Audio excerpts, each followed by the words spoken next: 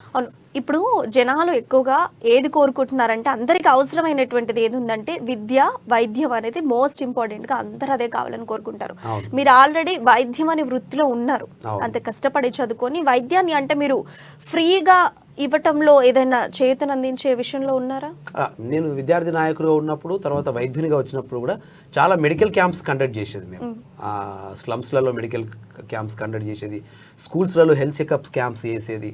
వాటితోని చాలా నాకు చేతనైనంతగా చాలా మెడికల్ క్యాంప్స్ అరేంజ్ చేశాము.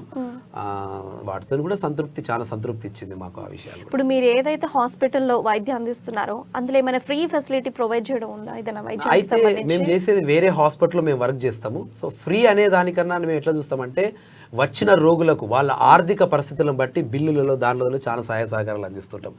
మా కాంగ్రెస్ పార్టీ కార్యకర్తలే కాకుండా అన్ని పార్టీల కార్యకర్తలు కూడా చాలా మంది కూడా మా హాస్పిటల్కి వస్తుంటారు. మా హాస్పిటల్కి వస్తే చాలా రీజనబుల్గా వాళ్ళ ఆర్థిక స్తోమతకు అనుగుణంగా వారికి ఏమి ఇబ్బంది కలగకుండా వాళ్ళకి చేదోడు వాదోడుగా ఉంటాం మేము. అండ్ ఇప్పుడు చూసుకుంటే కాంగ్రెస్ పార్టీలో మీరు ఉన్నారు. సో మీరు ఖచ్చితంగా ఇది అవ్వాలి అని ఒక అంబిషన్తో వచ్చారా, లేదంటే ఏదో ఒక రకంగా ఉండి ప్రజలకు సేవ మాత్రం చేస్తే సరిపోతుంది అని అనుకుంటున్నారు? లేదు, కాంగ్రెస్ పార్టీ యొక్క ప్లాట్ఫారం ఎటువంటిదంటే ఏ ఒక్కరైనా సరే ఎటువంటి రాజకీయ ప్రస్థానం వాళ్ళకు బ్యాక్గ్రౌండ్ లేకున్నా కూడా కమిట్మెంట్తో ఉంటే వాళ్ళు ఎప్పుడో ఒకప్పుడు ఒక స్థాయిలో నిలబడే అవకాశం ఉన్న ఏకైక పార్టీ కాంగ్రెస్ పార్టీ. ఎందుకంటే కాంగ్రెస్ పార్టీ మూల సిద్ధాంతాలు అటువంటివి అన్నట్టు. కాబట్టి తప్పకుండా ఏదో ఒక రోజు చట్టసభలకు వెళ్ళాలి, మన వాణిని, ప్రజల యొక్క ఆలోచనని, ఉద్దేశాన్ని చట్టసభలలో వినిపించాలి.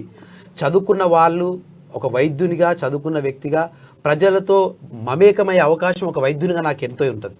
కాబట్టి వాళ్ళ ఆలోచనలు, వాళ్ళ బాధలు, వాళ్ళ కష్టాలు, వాళ్ళ ఆర్థిక స్థితిగతులు, వాళ్ళ ఒక సామాజిక పరిస్థితులు అన్నీ నేను నా కళ్ళారా చూసినా నేను వాళ్ళతో మాట్లాడినప్పుడు. కాబట్టి ఇటువంటి ప్రజలను ఏమైనా మేలు జరగాలంటే రాజకీయ పరమైనటువంటి పాలసీలు ఉండాలి. ఆ పాలసీలు కంపల్సరీ రాజకీయ నాయకుల ద్వారా ఈ ప్రభుత్వాలు జరుగుతాయి కంపల్సరీ.